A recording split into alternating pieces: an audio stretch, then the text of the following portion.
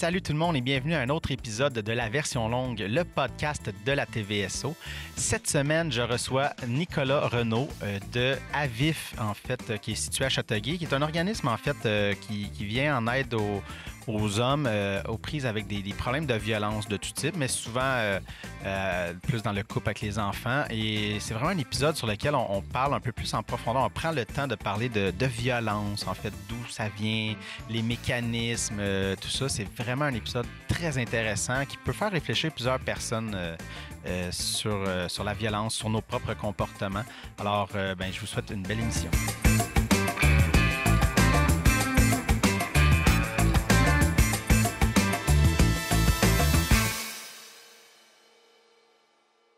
Nicolas, merci beaucoup d'être ici présentement. Venez me voir. Comme je dis à pas mal tous les podcasts que je fais depuis le début, en fait le retour de la pandémie, je voulais faire des trucs qui étaient un peu intemporels, mais on a malheureusement pas tant le choix de parler de tout ça. Puis je trouvais, tu sais, au printemps, quand on était en confinement, là, il y avait tout le monde, on a eu un espèce de choc. OK, tout est fermé. Puis là, une année, ça a commencé à sortir un peu dans les médias. Moi, je trouve qu'on n'a pas de temps à parler, mais faire, ouais, tu sais, la violence. Tu sais, là, les gens sont comme tous chez eux. Fait que, ouais, je sais pas comment ça s'est passé. Ben, je vous dirais, effectivement, on peut soupçonner qu'il y avait probablement plus de violence à ce moment-là, à certains niveaux. Je dirais peut-être à première vue comme ça, je pense que c'est les enfants, je pense, qui ont peut-être subi plus de violence. Les parents qui sont aux prises avec des enfants, parfois à défis particuliers, ou parfois d'avoir les enfants 7 jours sur 7, 24 heures sur 24, c'est pas quelque chose qu'on est habitué. Non, surtout s'il faut travailler en télétravail en plus. Ça, que c'est là, l'autre chose. Ça, c'est l'autre chose. Tu sais, au début, il y en avait qui travaillaient peut-être pas, mais graduellement, on a repris certaines activités après le choc, comme tu parles. Là. C'est sûr que ça devait être un grand défi. Pour ce qui est de la violence dans les couples, ben oui, probablement des chicanes devaient en avoir autant, sinon plus. Ou en même temps, il y a certains couples qui ont profité de ce moment-là pour se redécouvrir. Mais si on craint la violence, là, sûrement que c'était propice là, à ce qu'il y en ait un peu plus ou parce que différents types, en tout cas. Je veux pas, ça crée une espèce de presto là, on est dans la maison. En plus, mars, avril, il faisait froid. On savait pas trop comment on voulait gérer l'extérieur. Fait que c'est sûr que c'est propice à peut-être plus de dérapage. Mais vous autres, comment ça s'est passé, en fait? Là, parce que, plus expliqué à vif, vous êtes plus dans l'intervention normalement. Plus il y a des groupes, mais je peux peut-être te laisser expliquer. Oui, dans le fond, nous, les gars appellent chez Avif. On les rencontre en minimalement 2 rencontres d'accueil avec eux pour voir un peu leur situation, pour cerner un peu leurs besoins, pour voir également leur niveau de reconnaissance de ce qui se passe. Puis fait qu'à cette époque-là, quand on a été tout fermé, on a comme fermé pendant une couple de semaines là, avant de savoir ce qui se passait. On a repris les services par téléphone au départ. Quand on parle de fin mars, avril, mai, je vous dirais qu'à ce moment-là, on avait, on était en lien avec nos participants qui étaient avec nous au moment où ça l'a fermé. On continuait quand même à prendre des nouvelles demandes. Ils laissaient des messages, on les rappelait. Par contre, ça se faisait tout par téléphone. Puis les gars qu'on connaissait déjà, qu'on savait dans quelle dynamique ils étaient, il y en a beaucoup que ça allait bien. Peut-être que ça allait vraiment bien. Ouais. Tu sais, il y en a qui étaient contents de rester à la maison, leur blonde est là, les enfants sont là, ils n'ont pas trop de stress. Ça leur permettait d'avoir certain contrôle de ce qui se passe. Fait que il y avait peut-être moins d'enjeux à ce niveau-là, mais moi, j'ai un petit peu de difficulté avec ça, que ça disparaisse tout au complet. Là. C'est peut-être plus... Mais de quoi qui disparaît? Ça veut dire la violence, là, je veux dire, dans des familles où on se doutait qu'il y en avait, qui nous en disaient, puis que là, à cause que tout le monde était là. Tout le monde est correct, ça va bien, mais en même temps, je comprends, on les appelle, sont des fois dans un appartement, la conjointe est là, l'enfant est là, il peut pas... C'était pas propice à se livrer ou à échanger, là. Je pense qu'on avait des meilleurs suivis avec ceux qui étaient soit seuls ou qui avaient un espace pour parler. Là, plus, mais j'avoue, mais c'est juste parce que ça me fait penser. Moi, je vois une psy comme ça, pour le plaisir. C'est important. Mais c'est important, ça fait du bien. Important pour tout le monde. Pas, mais là, quand tombé, en téléphone ou Zoom, mais là, j'étais dans un 3,5 avec ma copine. Puis là, tu fais OK, mais Ah. Je m'en vais dans la chambre, là, à travers. OK, je mets des écouteurs. Tu sais, il y avait une confiance. Là. Je sais qu'on n'écoutait pas, mais il y avait quand même une espèce de... Tu sais, je parlais à ma psy, puis là, t'entends un bruit. Tu sais, elle m'entend. Si je l'entends, je l'entends. Ouais, fait que peut-être que je dirais pas tout. Fait qu'il y a un peu de censure ouais, c'est parfois. ça. Fait que je me censurais. Fait que j'ose pas imaginer des gens qui sont peut-être dans des problématiques un peu plus complexes ou nébuleuses ou plus violentes. Mais peut-être que là, ouais, c'est ça. La pièce à côté, vous êtes comme... Ouais, puis il y a, en tout cas, pour les hommes qui viennent nous voir, il n'y a pas grand monde qui sont fiers de ce qu'ils font, qui sont fiers de parler de ça. C'est très difficile d'aborder ça. Des fois, on a des suivis à plus long terme, puis on en apprend toujours. Tu sais. On est bien conscient que quand on rencontre un gars, il nous dit une partie.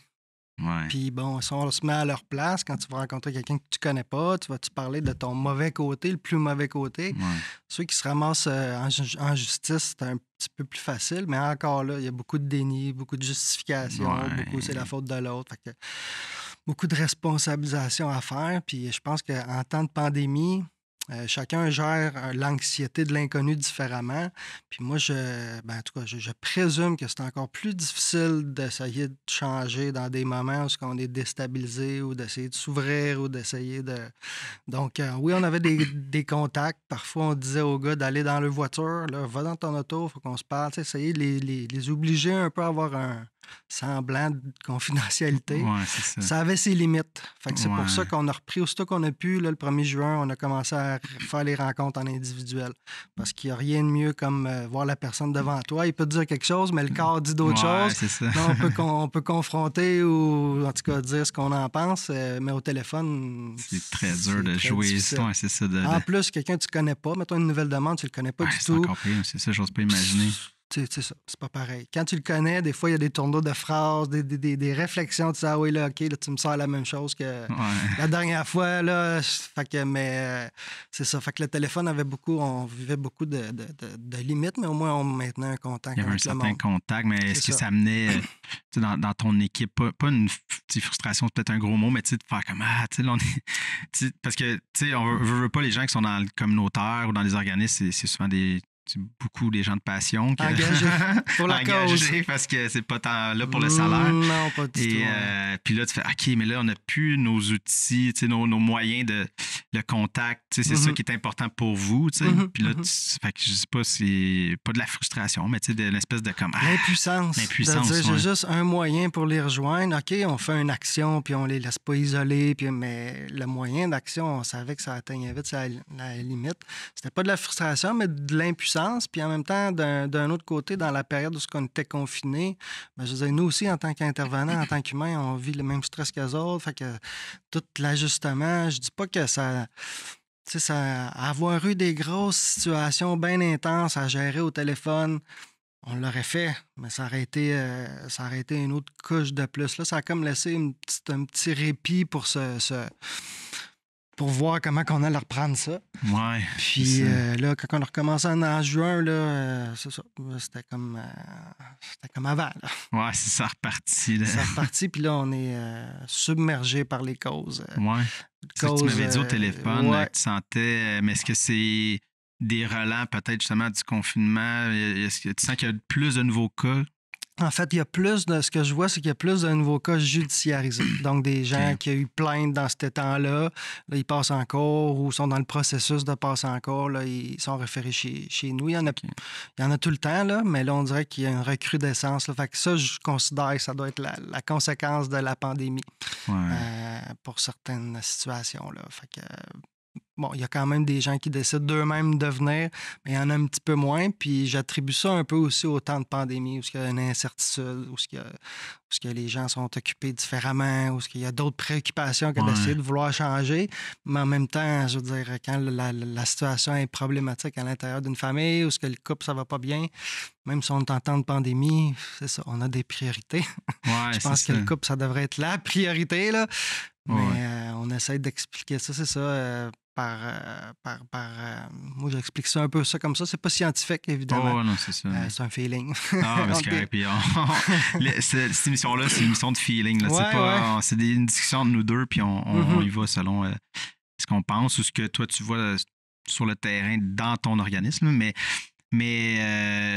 ouais, c'est ça, tu sais, un peu ce que je voulais rebondir ce que tu disais, tu sais, l'idée que jamais en temps de pandémie, mettons, si on perdu des jobs ou ils se sont fait couper du temps, tu sais, parce que c'est ça, puis là, fait que c'est sûr que c'est pas propice à ouais, je vais pas bien, puis quelque chose, parce que là, t'es comme, OK, là, il faut un job, je manque d'argent, les enfants, puis il faut acheter des affaires, puis les enfants à l'école, l'incertitude gérer tout d'école. ça, des fois, il y a moins de place dans les autobus, tu sais, c'est comme tout a changé, fait que là, t'es pas tant dans l'introspection, je pense. Non, puis il y a beaucoup de gens rigides aussi qui aiment ça quand ça marche tout le temps de la même façon, ça les sécurise. Là, sortir un peu, de se faire imposer des choses, c'est une affaire.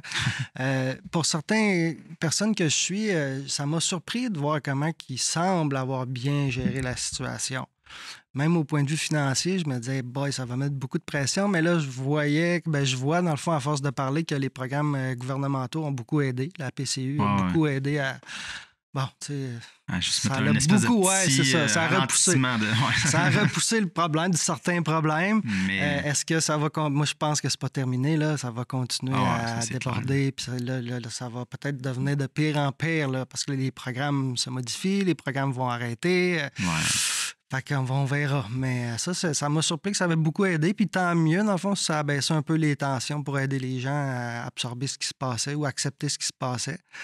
Mais ça peut pas durer toujours. Non, ça, c'est clair, là. Puis il y a beaucoup de monde en construction aussi. Fait que ils ont recommencé à travailler assez vite là, en construction. Fait que, tu sais, ça n'a pas été si pire que j'aurais pensé, l'impact au niveau du travail. Soit à cause des programmes ou soit parce qu'ils travaillent dans des domaines où ce qu'on a pu recommencer à travailler quand même assez vite. Peut-être plus proche du service essentiel, c'est ça. Le coût qu'on sent, c'est vraiment le monde des arts, ça, le spectacle. Oui, la restauration, tout ça, effectivement. Les autres, ça frappe pas mal plus dur, là, mais ouais, c'est ça. Puis j'ai oublié mon idée, mais c'est pas grave, on va aller sur autre chose. Mais ça vient de me revenir. Tu dois être content là, qu'on semble parler un peu plus de santé mentale ces jours-ci. Québec solidaire met beaucoup de pression, là, l'accès à la santé mentale. Parce que j'imagine tout ça vous touche d'une certaine façon. Là, je dis pas. Oui, je dirais pas que la violence conjugale ou la violence, c'est un problème de santé mentale, mais ça fait partie d'une dynamique. Oui, effectivement. Puis oui, on parle plus de violence familiale, plus de violence conjugale, plus de santé mentale, l'équilibre, tout ça. C'est clair que ça, je vois ça, par exemple. Les gens sont plus fragiles. Même si je disais tantôt qu'ils s'en sont bien tirés, on le sent que c'est fragile. On le sent nous-mêmes, là, mais on le sent aussi auprès des gens. Tu sais, ça tient, là, mais ça tient à peut-être pas grand-chose pour certaines familles ou certains hommes, ou en tout cas. Oui, parce que ce que je voulais dire, tu sais, c'est pas que c'est pas la violence, c'est un problème de santé mentale, mais c'est que si t'es par ta job, dépression, / tout ça, puis des fois, l'anxiété, le stress, ça s'accumule. Oui, ça peut exploser. Ça peut et accélérer. Ça sort en violence, mais tu sais, c'est pas... Ça peut accélérer, ça peut augmenter l'ampleur. Il y en a qui vont se situer, mettons, juste des rapports conflictuels un peu avec la violence verbale, là, mettons, là, des dynamiques dans des couples. C'est sûr que quand tu vas pas bien, quand tu perds ton emploi, ou même pour certains, c'est leur industrie, là, leur commerce, ils sont les restaurateurs là, qui ont investi temps et énergie. Là, c'est sûr que ça a un impact sur comment tu vois les choses, comment tu interprètes les choses. Puis quand on est en dépression, dans un tunnel, là, parfois les solutions sont moins grandes. On est moins créatif, évidemment. Là. Fait que, c'est sûr. Puis quand on a une surcharge surcharge émotive, c'est ça. Des fois, on va exploser plus facilement envers l'enfant, envers la conjointe, envers la rage au volant. Ça, j'en vois quand même pas mal. Où est-ce que c'est là que ça sort? Les rages au volant, où est-ce que là, ils se laissent aller, ils connaissent pas l'autre. Fait que là, c'est ça. Fait que oui, la santé mentale, ça l'aide pas du tout, surtout à se contrôler soi-même. Et nous, on aide les gars à prendre conscience, c'est quoi leur comportement, à les responsabiliser face à leur comportement, puis à se voir aller puis se contrôler. Quand tu es déstabilisé puis que tu sais plus où donner de la tête, c'est un petit peu plus difficile. T'sais. On repart à la base. Là. Tu manges-tu, tu dors-tu, as-tu des bonnes habitudes de vie pour être capable de dire, sois conscient de tes processus. Puis si tu veux arrêter, parce que c'est ça, c'est pas... Il faut vouloir arrêter. Il faut vouloir sortir de ce qu'on connaît, sortir de ce qui sécurisait d'un certain point en ayant le contrôle. Mm. Laisser aller le contrôle, ben, tu sais, là, avec la COVID, ça teste un peu, là. On n'avait plus le contrôle. On se fait imposer des choses. Fait que, c'est bon pour certains, je sais pas. Il y en a qui se rallient à la théorie du complot pour contrebalancer ça. Mais nous, on n'embarque pas dans ces théories-là, là, les gars. C'est un sujet qu'on n'aborde pas avec eux, là, parce qu'on finirait jamais. Non, ça c'est clair. On parle d'eux autres à la place, pas du complot international. Non, c'est ça. C'est comment toi, tu sais, c'est ça, comment tu deals avec tout ça, plus que... Puis, qu'est-ce que tu veux qu'il te reste à la fin, là? Si tu veux être tout seul, ben... Vas-y. Fine, continue, ou répare-toi pas, ou essaye pas de comprendre qu'est-ce qui t'a amené là. Ben c'est ça. Mais est-ce que tu sens...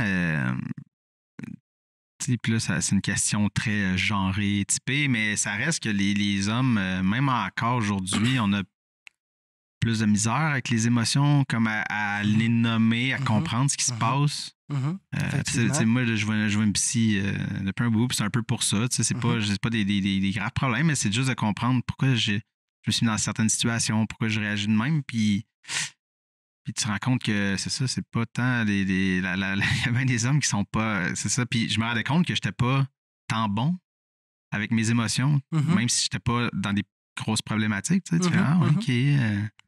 C'était pas facile. Il y a plusieurs choses. Identifier ce que tu vis puis le gérer. C'est deux choses, là. L'identifier pour être capable de le dire à l'autre là, quand tu le fais subir ou quoi que ce soit, puis comment le gérer pour pas que ça sorte tout croche, t'sais. Puis oui, les hommes, on est moins bons là-dedans. On n'apprend pas ça à l'école. Moi, je fais des exercices avec certains là, que je pourrais faire avec mes filles. Là. Ouais. C'est la base. Nommer qu'est-ce que ça te fait vivre, cette situation-là. C'est pas de la colère toujours.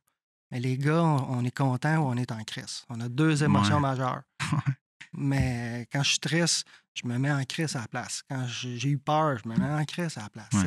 C'est comme, je dis en crise, mais en colère, là, on s'entend. Pas bien dit.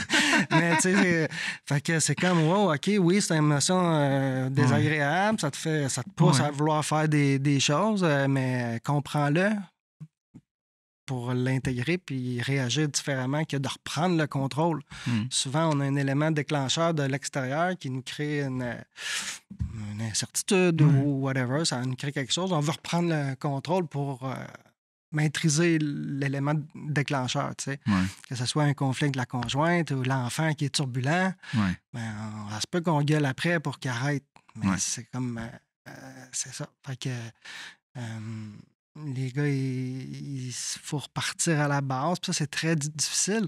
Puis en même temps, tu sais, les stéréotypes là, masculins et féminins, là, il y en a encore.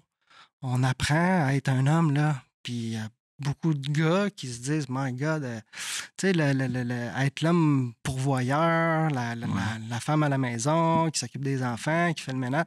Tu sais, c'est un vieux modèle, mais je le vois encore aujourd'hui que certains hommes, c'est ça qu'ils veulent. C'est ça qui les sécurise, probablement. Ils reviennent chez eux, mais là, ils reviennent à la maison, puis là, c'est pas comme ils pensent que ça devrait être, c'est-à-dire tout est propre, le repas, il est sur la table.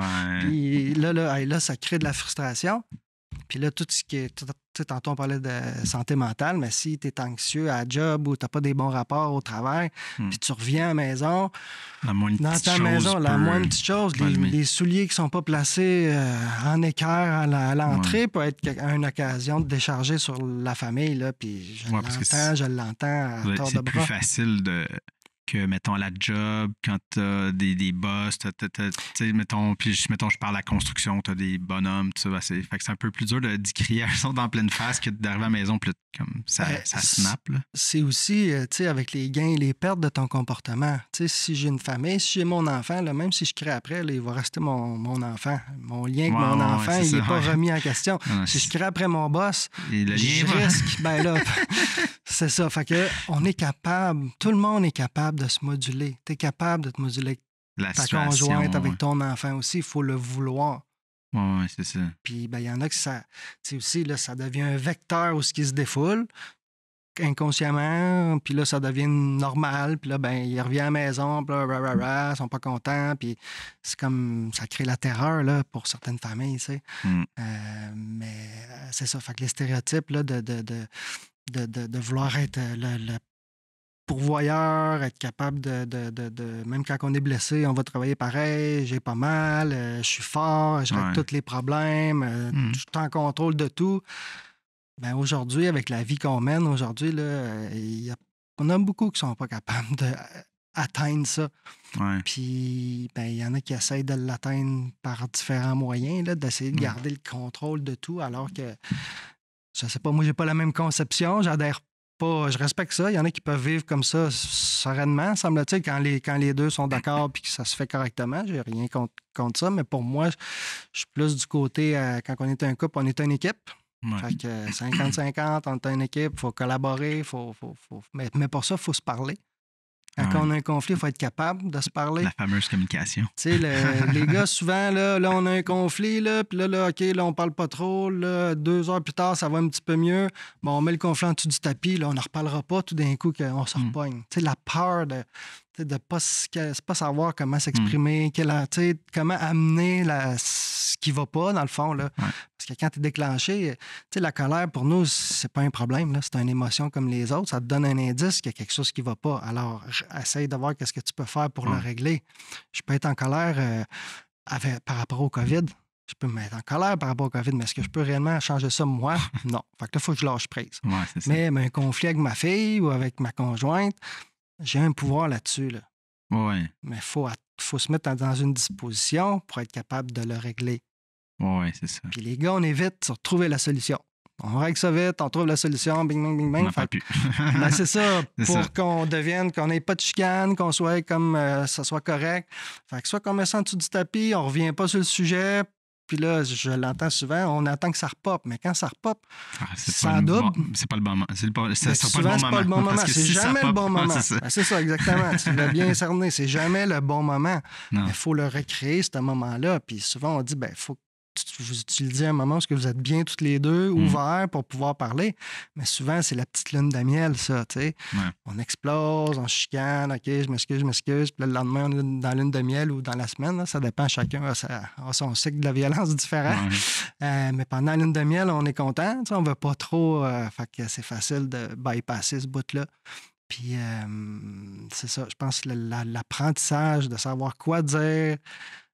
comment le dire, ça, c'est une autre affaire. Ça, c'est une grosse comment affaire. le dire. Puis, je vois qu'il y a certaines personnes, là, je vais parler des gars parce que c'est avec eux que je travaille.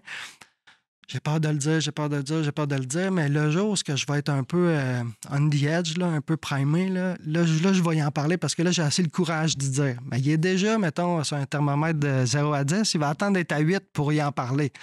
Là, une réaction de la personne en face qui fait pas l'affaire, là, tu montes à 10 puis t'exploses. Fait que c'est comme... C'est ça qu'on essaie de leur faire prendre conscience. Attends pas d'avoir le guts pour en parler du conflit. Il faut que tu pratiques à l'amener dans un moment où tu es à 0. Ça se peut que tu montes à 2-3 parce que l'autre personne t'a dit quelque chose qui te dérange. Mais si tu es à 8, ça va mal. Si tu as l'habitude d'exploser, moi, je pourrais être à 8, arriver à 10, ben moi, à 10, je m'en vais. C'est pas tant de problème, là, mais c'est ça. Mais il y en a d'autres que c'est pas ça. Ils se mettent à insulter, ils se mettent à taper sa table, puis à essayer que ça se règle par la violence. Oui, mais c'est une façon de reprendre le contrôle. De reprendre le pouvoir de la situation. C'est ça. Parce que c'est ça. Puis communiquer, écoute, c'est la base de tout, là, dans le sens. Notre société est basée sur la communication, puis de plus en plus, on sent qu'on est connecté. Puis je sais pas si. Là, peut-être que je divague, là, mais je fais des liens comme avec. Tu sais, les réseaux sociaux, m'épuisent énormément. Là. Si c'était pas le travail ici de la télé que je suis obligé de... Ben, obligé, mais il faut que j'entretienne nos médias sociaux. Je pense que j'aurais fermé mon compte, tu sais. Je suis comme tanné parce que là, on dirait que tout le monde est comme tout le temps on the edge là-dessus. Tout le monde a son opinion, puis là, tout le monde s'en va chier. Ouais. Puis tu sens comme, qu'est-ce qui se passe? Tout le monde est... C'est ça, on est plus capable de se parler, on dirait nulle part. Puis je sais pas si ça... Je sais pas si il y a un accent... Quelque chose qui s'accentue dans tout ça, tu sais. Ben, moi, je pense que ça cause beaucoup de conflits dans les couples. La façon que tu ton rapport aux réseaux sociaux. Ouais. Il y en a qui vont l'utiliser pour avoir d'autres relations en même temps qu'une autre. Il y en a qui, je veux dire, même moi, là, si je me remets en question, là, c'est quand que je prends mon téléphone, c'est quoi le but? Là? Oui, OK, pour avoir les nouvelles, mais c'est un petit 5 minutes, mettons que là, tu penses à rien, tu fais juste scroller, puis tu décroches. Ouais. Mais mettons que je vis dans une famille dysfonctionnelle où il y a beaucoup de violence, là, ça se peut que j'aie envie de décrocher souvent. Fait que ça se peut que je sois souvent sur mon sel. Ça se peut que ça dérange les autres. Puis là, ben c'est ça. Chacun a ses enjeux en lien avec ça. Fait que je trouve que c'est une fuite, les réseaux sociaux. Ça a du bon, là, mais ça peut avoir beaucoup de négatifs aussi. Puis c'est là où que la communication, dans un couple, de dire, ben c'est pas de brimer puis de dire, je t'interdis d'aller sur ces réseaux sociaux, c'est pas ça, mais c'est de dire, ben je sais pas, tu sais, chacun a ses enjeux par rapport à ça. C'est de respecter l'autre, c'est de voir comment on peut le faire sans envoyer un message à l'autre, parce que ça dépend quand on le fait aussi. Il y en a qui s'isolent comme ça, il y en a qui coupent la communication en s'en allant comme ça. Puis ça met beaucoup de... Puis c'est ça, le téléphone, les réseaux sociaux, ça amène beaucoup de crainte, là. Mettons, ton conjoint est tout le temps là-dessus, il reçoit tout plein de messages, ou ta conjointe, là. Puis là, hop, là, il y a un petit bris de confiance, là. Hop, là, le téléphone est rempli d'informations. Puis ça, j'ose croire, malheureusement, que ça crée... Ben, j'en ai entendu beaucoup de conflits en lien avec ça, là, que le téléphone, il revole plus loin, puis t'en auras plus de téléphone. Hey, ça, c'est comme le contrôle total. Là. Oh, ouais, là, c'est comme... Puis, le gars, admettons, le gars, c'est moi qui le paye. C'est moi qui le paye, son compte de téléphone. Fait que j'ai décidé qu'elle l'aurait pu. Tu sais, là, ça existe encore, là. Tu crois? Fait qu'ils sont légitimés de dire, ben c'est moi qui le paye, fait que si j'ai envie de le péter, là, je vais le péter. Ouais. Ça, c'est l'extrême. Tu comprends? Ouais, c'est ça. Mais quand on est plus égaux puis qu'on a nos affaires, ben ça crée peut-être un meilleur équilibre, encore là. Il y a du monde qui va vouloir prendre le pouvoir quand même. Là. Ça ne changera pas. Là. Ben, ça, c'est dans la base dans la nature humaine, malheureusement. Si on regarde l'histoire, ce n'est rempli que de conquérants, de conquis. Là, c'est l'homme qui fait ça, par exemple. Oh, oui, ben oui. C'est l'homme qui fait ça. Puis là, quand on voit là, on se sent menacé là, parce que... Notre territoire... on se sent menacé de nos droits. C'est quoi nos droits? Là? Les femmes n'ont pas moins de droits que nous autres. Là, mais bon, je comprends que la société, c'est une évolution sur plusieurs millénaires. On est rendu à une autre étape, peut-être, j'espère, d'être plus à l'aise avec les rapports égalitaires. Oui, mais oui, il faut. Là. Mais moi, ce qui me tanne, c'est d'entendre, c'est ça...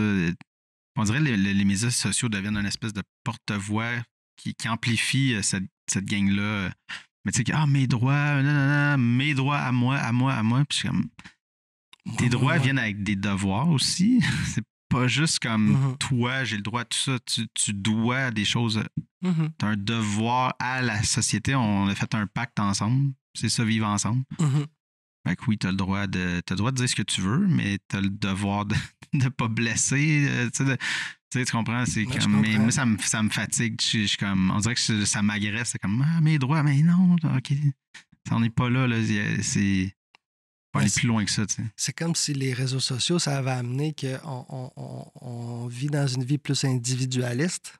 Tu sais, quand on va là, sur la rue, là, à un arrêt d'autobus, il n'y a personne qui se parle, là, tout le monde est sur leur téléphone, tu sais. Mais on est ensemble à travers les réseaux sociaux, entre parenthèses. Mais dans la vraie vie, on se parle pas, on se regarde pas, on n'a plus vraiment d'interaction. Mais on peut écrire des affaires, par exemple, en arrière de notre écran, tu sais. C'est plus facile d'envoyer promener quelqu'un ou de... Fait que je trouve que ça fait des drôles de rapports humains, un peu tristes. Ça diminue pas la violence, en tout cas. Ça, je peux... même si on pourrait utiliser ça comme à vif, on va éventuellement, là, on n'a pas le choix d'arriver à l'an 2020, là, puis à essayer d'utiliser plus les réseaux sociaux pour passer des messages. Mais oui, ça peut être bon pour passer des messages de prévention, tout ça, mais reste que c'est comment que tu l'utilises. Là. Tous et chacun. Puis pour moi, c'est comme une drogue, cette affaire-là. Là. Ça a les mêmes fonctions. Puis bon, ça peut être correct pour certains temps, mais quand c'est trop, c'est comme passé. Puis j'espère que la pandémie va avoir permis à certains couples de rajuster certains éléments déstabilisants dans leur relation. Mais il y en aura d'autres qui vont avoir pris conscience que moi, j'ai pas envie de vivre dans des relations comme ça encore très longtemps. Fait que on va voir là, dans un an le taux de séparation là, qu'il va avoir eu. Ouais. Ben, puis en même temps, c'est correct de réaliser puis que tu n'as pas envie de ça. Moi, le but, c'est qu'on soit le mieux dans la vie. Tu sais, c'est quoi le but de la vie? C'est d'être bien le mieux possible. Oui. Il y en a qui ont plus de chances que d'autres. Mm. Tu sais, plus de moyens, plus de chances, plus de possibilités. Mais quand tu te mets en couple avec quelqu'un, en théorie, c'est pour améliorer ton sort. Là. Pour répondre à des besoins, améliorer ton sort, parce que tu es deux à partager les frais, là, qui coûtent quand même aujourd'hui. Les loyers. C'est quand même cher pour une personne seule aujourd'hui. Oui. Là. C'est vraiment. Oui, il y a des aides, là, mais malgré ça, là, les besoins humains ont évolué beaucoup, puis ça demande beaucoup financièrement. Mais c'est ça, mais tout découle un dans l'autre. Puis là, en fait, c'est peut-être la porte d'entrée pour rentrer dans la CDC. Là, l'idée, tu étais le président de c'est la Corporation du communautaire, c'est ça? La Corporation de développement communautaire du Roussillon. Ouais, c'est ça. Parce que, tu sais, c'est ça, c'est comme, toi, tu travailles la violence chez les hommes, mais tu sais, tout découle, tu sais, le logement social, tu sais, la précarité financière, mais là, c'est parce que la violence, souvent, comme on l'a dit tantôt, c'est une finalité, tu sais, c'est pas... tu sais, c'est plus parce que tu vas... Tu sais, t'as d'autres choses qui vont pas bien, puis t'exploses là-dedans. Tu sais, c'est pas genre, je suis violent, après ça, j'ai des problèmes financiers. C'est souvent l'inverse, mais tu sais, c'est... En tout cas, grosso modo... En général, oui. Je généralise beaucoup, là, mais c'est plus pour dire, c'est ça, c'est de faire comme, OK, il y a des organismes, tu sais, comme... J'imagine la CDC a beaucoup aidé à, justement, l'espèce de partage ou de ressources ou de faire des tables, en fait, de concertation, j'imagine, parce que tout peut découler d'un dans l'autre. Oui, bien, en fait, quand la pandémie... ce que la CDC a permis avant la pandémie, c'est de se réseauter en tant que communauté, en tant qu'organisme communautaire. On était 28 au départ quand on a été fondé, puis on était rendu 45. On est encore 45, j'imagine. Peut-être plus. Oui, c'est ça. Ce que ça a fait d'avoir ce réseautage-là dans la pandémie, c'était quoi? Bon, c'est quoi le rôle de la CDC? Bien, c'est de garder le tissu... le lien entre chaque organisme. Puis nous, on a privilégié de dire, c'est quoi les besoins des organisations? C'est de savoir un peu, entre autres, savoir un peu comment que les services étaient distribués dans chaque organisme, parce qu'on n'a pas toutes la même mission, pas toutes les mêmes réalités. Il y en a qui étaient fermés complètement, il y en a d'autres qui marchaient à moitié. Donc, d'avoir un réseau pour se donner cette information-là, c'était primordial. Pouvoir référer des gens aussi entre organismes privilégiés, c'était primordial aussi. Puis on avait un besoin au départ. Au départ, quand ça a commencé, il fallait essayer de trouver du Purel, puis des masques, il n'y en avait plus. Là, donc là, c'était comme, OK, est-ce que la CDC peut faire un mouvement, à faire un achat plus général pour en redistribuer à ses membres? C'est ce qu'on a fait, qui était super aidant, ce qui a permis à certains d'ouvrir, en tout cas, de nous donner un coup de main. Là, parce que pendant que tu cherches des masques, là, tu t'interviens pas. Là, fait que... Oui, c'est ça. C'était la folie, j'avoue. Là, tout le réajustement des normes, comment on va fonctionner. Fait que la CDC a été, elle a été super aidante à ce niveau-là. Virginie, Caroline, puis qui, eux, sont interreliés avec d'autres CDC à travers le Québec. Fait que ça fait comme un réseau, ce qu'on a accès aux informations. Moi, j'ai trouvé ça super aidant.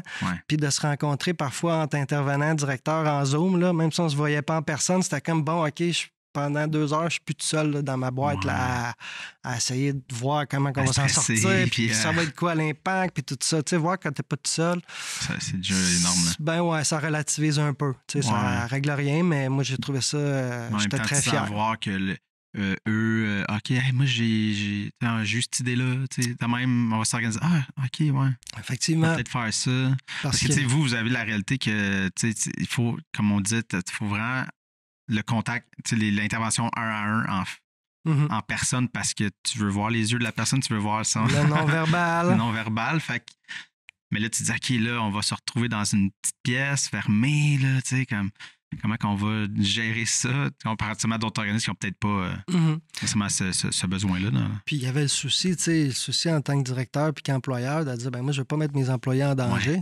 Oui, je veux, on veut faire du bien, on veut sauver des gens, mais là, mettre mes employés, eux autres, moi-même, mes employés, on n'est pas une grosse équipe. S'il y en a un qui pogne la COVID, là, on ferme pendant 2 semaines. Fait, bon, 2 semaines, ça va quand même vite, là, mais on ne souhaite pas. Fait que c'était comme, puis si on se rappelle, au mois de mars, avril, à chaque jour, il y avait des nouvelles directives, ça changeait, là, ça se transporte par les tuyaux d'aération, oui, non, 2 mètres, 1 mètre, 3 mètres. Ouais, c'était dur pour le niveau. Tu sais, l'humain s'ajuste, là, mais c'était quand même assez difficile. De s'aligner. Parce que c'est ça, tu sais, à la base, je pense que l'OMS dit 1 mètre. Mais c'est les pays, parce que je suis allé lire, l'OMS dit 1 mètre, mais c'est les pays qui ont fini par, tu sais, je suis en France, peut-être 1 mètre, 1,5 mètres. Okay. Ici, on a dit 2 mètres parce que tout le monde, tu sais, on le sait que on dit 2 mètres. On est sûr, comme. Ouais, mais on va être un petit peu en dedans. Fait que si c'est 1 mètre, l'humain est comme ça. Ça prend une garde plus longue. Des fois, tu dis, t'es à 2 mètres. Ouais, non, c'est pas 2 mètres. 2 mètres, c'est plus grand que tu penses. Oui, effectivement. Fait que c'était un peu ça. Je trouvais ça qu'on était. On était chanceux d'avoir ce réseau-là. Le réseau qui est encore là aussi parce que aussi on avait beaucoup de liens avec les organisateurs communautaires du SISMO qui nous aidaient aussi dans différents niveaux, dans la CDC, tout ça, là, sont voués à d'autres tâches. Là, ils n'existent plus pour nous autres. Là, fait que c'était d'autant plus important que notre réseau se maintienne puis qu'on s'entraide pour ceux et celles qui en avaient besoin. Je sais comme le complexe Le Partage, il y avait un enjeu de comment on va porter les boîtes aux gens. Là, c'est comment la distribution. Fait qu'il y a beaucoup, ils se sont ajustés. Puis, il me semble qu'il y a des organismes qui sont venus en aide, mais on s'offrait. Il y a des organismes qui étaient moins occupés dû à leur tâche, mais qui faisaient travailler leurs intervenants. Fait que je sais qu'il y a des organismes qui faisaient des appels pour une autre organisation pour essayer de mettre la roue à la pâte. Puis ça, c'est vraiment grâce à la CDC. Là. Quand on se connaît, c'est plus facile pour moi de demander de l'aide ou de l'offrir l'aide. Moi, j'ai mes intervenants qui peuvent faire des relances téléphoniques. Ils travaillent à la maison.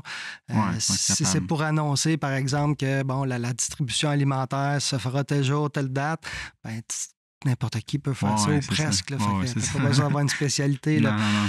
Parce que j'avoue, c'est ça, pour les comme le partage d'autres, c'est des boîtes de bouffe qui donnent. Il y a plusieurs choses, mais entre autres, il y a un volet alimentaire, ils ont des friperies et tout ça. Il y a beaucoup de services. Oui, c'est ça, mais pour la bouffe, c'est ça, si tu changes, parce que là, tu peux pas. Il faut qu'ils repensent tout à l'heure. C'était le free-for-all à ce temps-là. Même les municipalités, ils recevaient des choses, puis là, ils savaient comme pas trop quoi faire avec ça, comment distribuer. Fait qu'il ne faut pas sous-estimer. Faut pas sous-estimer l'impact du communautaire puis les réseaux déjà établis. Ça a passé par ça après.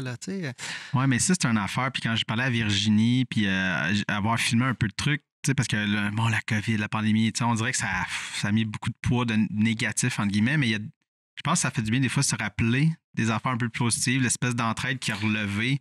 Les gens qui ont fait non, OK, on. Puis juste à merci qu'ils ont parti un organisme avec. Mais c'est la mairesse qui a appelé là, à la salle de Boisé parce que lui, il a fait oui, j'embarque, j'ai ma cuisine. Puis au départ, quand ça a fermé, il dit c'est plein de bouffe que je vais perdre là. Ouais, en plus. Il dit après ça, on va s'organiser. Puis là, lui a appelé son fournisseur de légumes, un maraîcher. Que lui aussi, tu sais, les restos prenaient plus rien. Là, ça a fait une méchante vague de bouffe comme qui s'en allait nulle part. Là. Puis il a fait OK, il a dit j'en ai, je m'en viens. Il est arrivé avec un 53 pieds rempli de légumes. C'est beau de les avoir, mais. Là, on fait OK, mais là, ça, c'est sûr qu'on ne passe pas. Fait que là, ils sont mis sur le téléphone. Ils ont ratissé large jusqu'à Sainte-Julie. Puis on fait est-ce que vous avez des organismes qui veulent la bouffe, amenez vos trucks. Puis c'est ça. Puis ça repart, tu sais. Puis il y en a eu. Assurément qu'il y en a eu, puis il n'y a plus resté de bouffe. Je sais qu'à dit Sainte-Julie sont venus, mais tu sais, plus proche aussi, tout le monde est venu. Puis ça a fait comme, regarde, on revient ça, il y a des surplus qu'on va perdre anyway. Fait comme, aidons les gens, comme ça, tu sais, c'est quand même, je trouve, une belle histoire, tu sais, ça peut faire du bien un peu des fois aussi pour le moral. Tout à fait, je pense qu'il faut trouver, puis c'est un peu ça que, tu sais, ça m'en allait dire. C'est un peu ça que je dis à certains gars, pas à tous les gars, mais il y a tout le temps deux côtés de médaille. T'sais, on peut voir le côté noir de ce qui se passe, mais on peut-tu leur retourner de bord puis voir, il y a peut-être du positif à travers tout ça. Je veux dire, quelqu'un qui perd sa conjointe, admettons, parce qu'il était pas adéquat, puis il était pas capable de se contrôler, là, ben, regardons le positif, là, que peux-tu en voir? Je comprends qu'il n'en voit pas à court terme, là, mais c'est notre travail de dire, regarde, là, ça marchait pas, il y avait un problème, tu avais un problème, ben là, tu peux t'en profiter pour travailler sur toi, puis d'être mieux. Puis quand on pose des questions, là, t'étais-tu vraiment bien dans la dynamique? Ben, il y en a rarement qui vont nous dire oui, j'étais bien. Là. Fait que on arrive. On essaye de faire voir le bon côté des choses. Puis avec la pandémie, c'est un peu ça. Il va y en avoir des bons côtés à la pandémie. J'espère. Ouais, c'est ça. On va en trouver. Il nous reste 1 an, 2 ans pour en trouver. Ben non, mais moi, c'est plus sur le côté l'entraide. Les gens qui veulent... je suis d'accord. C'est ça. Faut face aux catastrophes, ça rassemble les gens, mais on était tous pris chez nous après ça, retourner sur nos téléphones, sur nos réseaux sociaux. On est revenu, là on va voir, là, avec Noël, tout ça, ça va rentrer une autre période de l'année où on va mettre à épreuve un peu la solidarité humaine, voir un peu. Ça va être un prochain mur, ça. D'après moi, il va en avoir autant qu'il y en avait les autres années puis qu'il y en a eu au début, à moins que les gens soient isolés chez eux et qu'ils ne veulent plus rien savoir, mais je pense pas. Je pense qu'on a besoin d'être avec les autres à un moment donné, en tant qu'humain. Est-ce qu'il y a... parce que juste, tu sais, ce que tu me disais, là, que les gars, la majorité sont pas heureux de faire ça, mais ce serait quoi les préjugés que tu te dirais, tu sais, face aux hommes violents? Parce que souvent, on fait comme, tu sais, il a frappé sa femme, tu sais. On évite en tant que société de diaboliser, tu sais, un truc, un comportement, il a battu sa femme, c'est un salaud, blablabla. Mais, tu sais, t'es pas content. Ce que tu me dis, c'est que la majorité sont vraiment pas contents d'agir, de faire ça. T'sais. Ceux-là qui viennent chez nous, ils ne disent pas être contents. Je pense qu'il y en a certains individus, certains profils d'individus qu'eux autres, ils ont moins de sensibilité, puis ils peuvent peut-être prendre plaisir, mais eux autres, ils ne demandent pas d'aide, puis ils ne veulent pas changer. Grosso modo, fait qu'on les voit pas, ces gars-là. Ces échantillons-là, ils se ramassent en prison, ils se ramassent dans d'autres... c'est ça, ils se ramassent dans d'autres lieux. Parfois, il y en a qui passent pareil, mais bon, on les voit assez vite.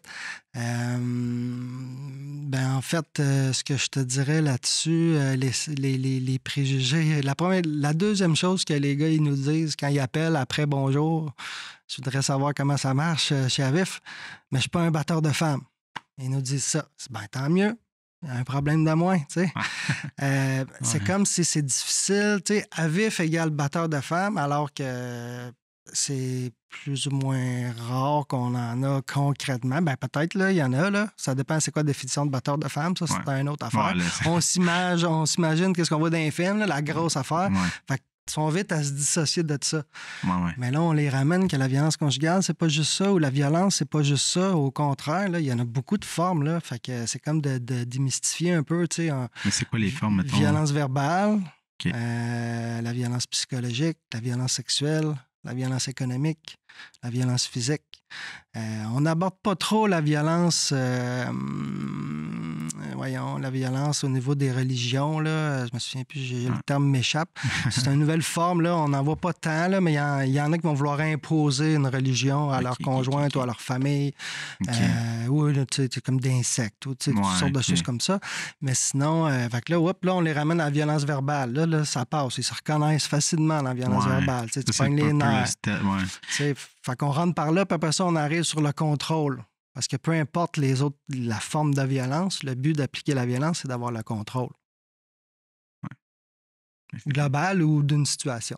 C'est ça. Fait que c'est ça. Là, on les prend un peu par ce qu'ils se reconnaissent plus, là, c'est-à-dire la violence verbale, psychologique aussi. Mais c'est quoi la différence entre verbal et psychologique? Psychologique, ça va être quand je te répète des mots t'es pas bon, t'es une ci, t'es une ça, t'es un ci, t'es un ça. Puis là, tu joues sur la valeur de la personne à force de la dénigrer, en fin de compte. Mais c'est pas tant loin du verbal. C'est de la verbale, c'est via verbal, mais c'est qu'il y a une intention de dénigrer la personne. C'est plus précis. C'est ça. C'est pas juste crier fort ou... ça, mais comme un peu juste dans un éclat, c'est comme une répétition qui vient comme marquer. C'est ça. Tu sais, j'entends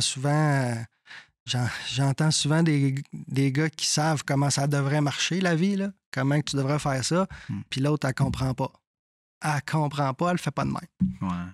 Fait que là, elle est une ci, elle est une ça, elle veut pas comprendre.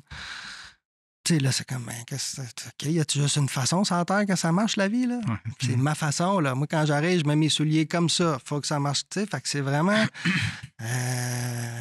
contrôlant. Puis Ouais. quand la personne ne le fait pas, parce que ça fait 3 fois que tu le répètes, ben là, tu deviens... Ben, il y en a qui deviennent plus dénigrants. Ouais.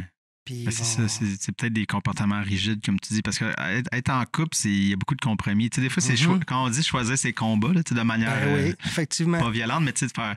Il faut les choisir. Mettons, ben, ma conjointe, là, c'est important que les souliers soient là. Moi, je suis comme, ça me gosse, mais. Mais parce que je la respecte, parce que je sais que ça la dérange, je vais ça faire un effort. C'est ça, comme moi, ça me dérange, mais pas tant. OK, tu sais, c'est comme, c'est beau. Tu fais un compromis. Quand tu sens que l'autre en fait aussi à d'autres niveaux, peut-être, ouais, mais c'est plus facile. Il faut que ce soit un jeu des deux bords aussi. Idéalement. Pour que tu te sentes entendu puis que l'autre se sente entendu aussi. C'est ça le nerf de la guerre. Si je t'impose tout puis que je te dis que tu n'as pas d'allure parce que tu comprends pas qu'est-ce que je veux t'imposer, des gars qui me parlaient, là, les cheveux dans le lavabo. Ouais. les cheveux dans le lavabo. Ouais. Dans le bain. Ouais. Ils arrivent là, de travailler. La première affaire qu'ils vont faire, là, ils vont dans la chambre de bain voir si les cheveux sont dans le lavabo. Ils sont dans le lavabo. Mais ils pourraient aussi laver la salle de bain. En tout cas. Non, mais ils pourraient, prendre ça différemment, focusser sur d'autres choses. Parce que si c'est juste ça qui va pas, admettons, là. Pas si grave. Ben, tu sais, entre ça et la pandémie, là, cheveux dans le lavabo, la pandémie, je sais pas ce qui est le plus important, là. Mais des fois, c'est comme. C'est stupéfiant de voir sur des banalités sur lesquelles les gens accrochent. Mais pour moi, c'est juste une occasion de décharger. C'est juste une occasion de reprendre du pouvoir. C'est juste une occasion de dire à l'autre t'es pas correct. Oui, c'est ça. C'est une affaire facile à voir puis à tout de suite imposer. Mais mais pour revenir, c'est ça, tu sais, dans le fond, je comprends, c'est que les gars qui sont violents, ils sont vite aussi dans le préjugé de batteur de femmes. Justement, est-ce que ça doit pas aider à ce qu'ils veulent avoir de l'aide? Dans le sens qu'ils se voient. C'est ça, c'est comme. Ils s'identifient pas à ça. Parce que c'est comme pas un stigmate, mais si t'es identifié batteur de femmes, t'es comme un peu par la société pointé du doigt comme.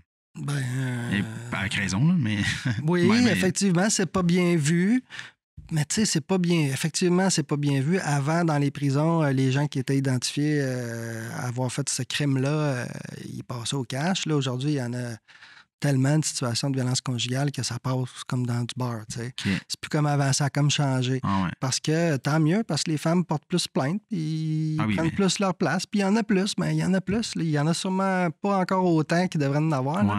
Mais de me dire que moi, je suis pas un batteur de femmes, j'ai pas de problème, mais que je regarde pas mes autres comportements, par contre, là, c'est comme, c'est pas, je vais dire, moi, je suis pas un, comment je pourrais dire, je suis pas un voleur. Ben non, je suis pas un voleur, mais ça veut pas dire que j'ai pas d'autres enjeux, là. Ouais, c'est ça. Je suis pas un voleur. Non, c'est sûr, je suis pas un voleur. Dans le fond, c'est un bon sophisme de juste faire, je suis pas ça.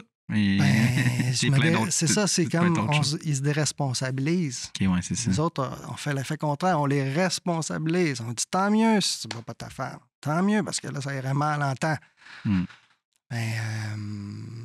C'est ça. C'est beaucoup de. Puis, ce qu'il faut comprendre, c'est que ce qu'on essaye de faire chez Avif avec les gars qui veulent changer, parce qu'on le voit, c'est marqué, là, ceux qui veulent puis ceux qui veulent moins ou qui résistent, là, c'est de dire, tu sais, dans notre personnalité, les comportements violents, c'est une partie de notre personnalité, c'est pas toute notre personnalité. Puis quand tu es dans les pertes à cause de ton comportement, que tu perds la garde de tes enfants, que tu perds ta conjointe, que tu perds ta job, ben là, c'est là que tu commences à te regarder. C'est là que tu commences à remettre en question un peu où je suis en train de perdre. Puis oui, là, ils deviennent tous déstabilisés. Là, je vais faire attention à ce que je vais dire, là. Mais c'est là que tu te remets en question. Puis, que tu as plus de chances de te remettre en question, puis d'être ouvert à faire les efforts, puis à se faire dire les choses comme elles sont. C'est-à-dire, oui, tu donnes pas de claque à ta blonde, c'est correct, mais tu l'as pogné à la gorge une fois pour qu'elle arrête de parler. Tu te rends compte que ça veut dire le symbole? Ouais, mais c'est juste une fois, puis non, regarde, on va regarder c'est quoi le symbole. Si tu serres, là, qu'est-ce qui arrive? Moi, je trouve que ce geste-là, là, quand les gars ils font ça, je le dis, hey, ça parle, ce geste-là. Là. C'est comme d'envoyer le message à la conjointe que j'ai le pouvoir sur toi. Ouais. Tu sais, la main à la gorge, là, c'est vraiment... Pour nous, c'est un facteur de risque, là, puis on va toujours regarder...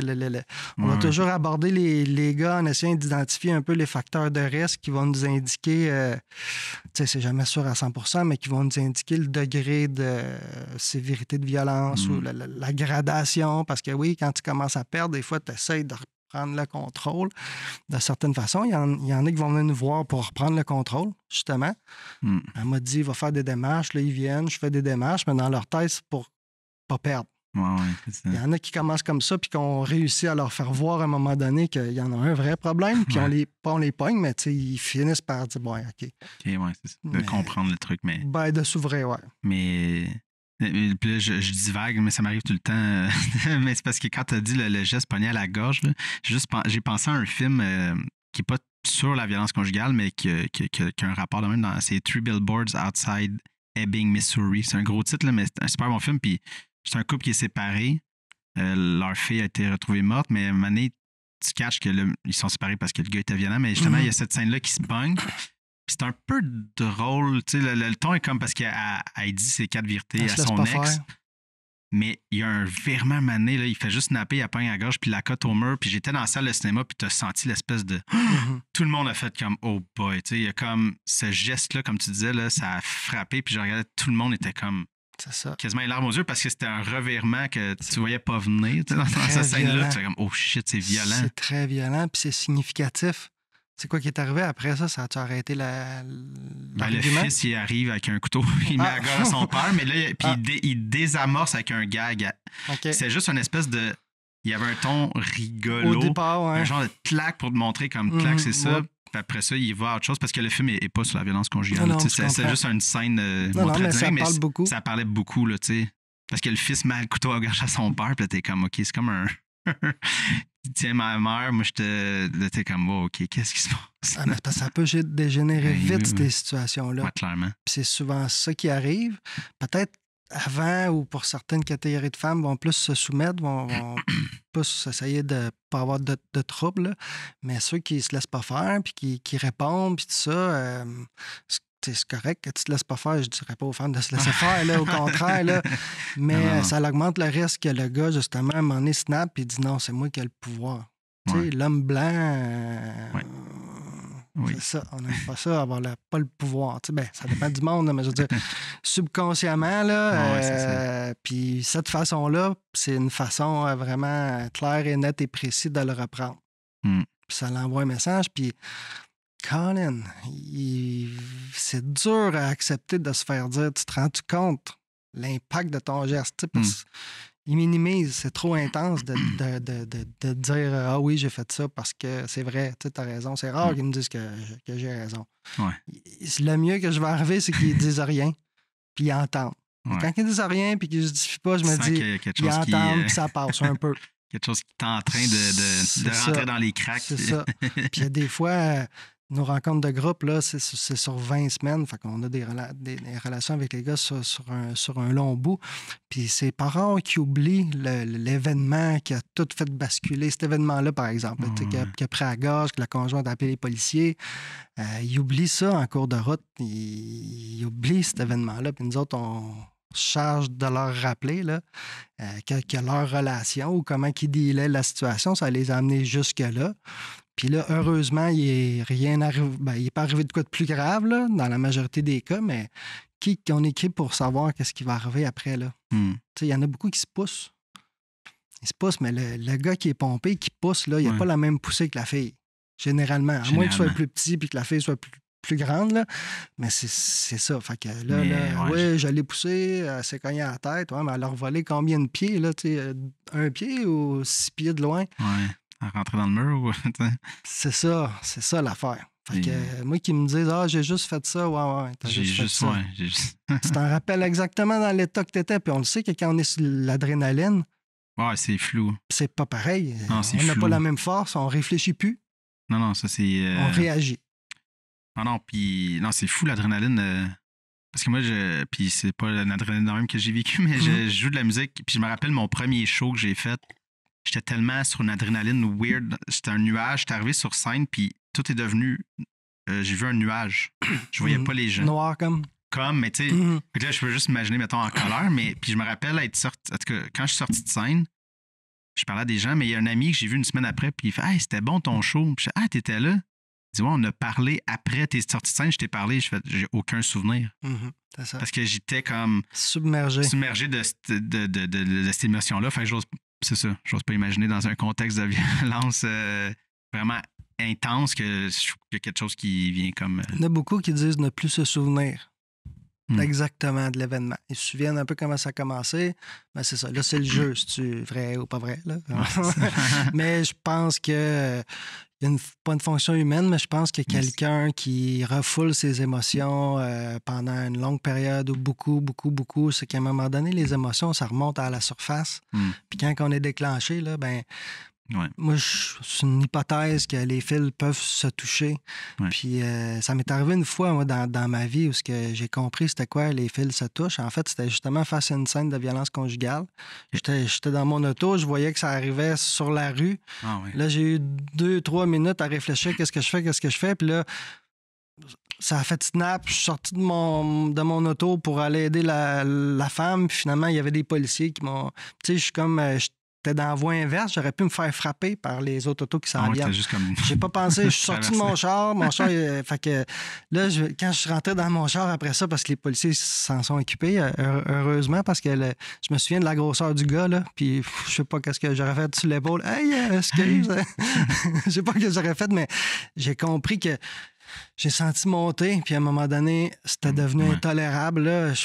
Ça a fait clac, je suis sorti de mon char, puis je savais pas qu'est-ce que j'allais faire, puis bon, puis les jambes me claquaient là, après ça. Là, c'est comme, qu'est-ce qui s'est passé? J'ai perdu le contrôle de moi, mettons. C'était pas pour une mauvaise chose, là. Mais, fait que je me dis, bon, ça se peut. Ça a de ce pouvoir. Fait qu'il faut juste, nous autres, de ne pas se rendre là avec notre conjointe. Tu comprends? Ça ne devrait jamais arriver avec une conjointe. Là, ça arrivait à un événement extérieur que je ne connaissais pas de violence qui venait me chercher. Mais c'est pour que tu te rendes là avec ton enfant, avec ta conjointe, avec ton voisin, ton frère, ta mère, ton père. C'est parce que tu as laissé aller quelque chose. Tu as laissé un build-up qui monte ou parce que tu as tellement voulu avoir le contrôle que là, tu as laissé parler. Tu as laissé aller les enfants, c'est ça. Écoute, merci beaucoup. Fleur a été ça, là.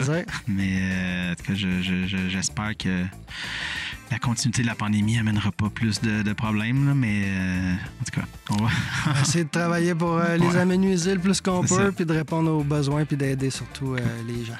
Mais merci beaucoup. Là. Ça fait plaisir.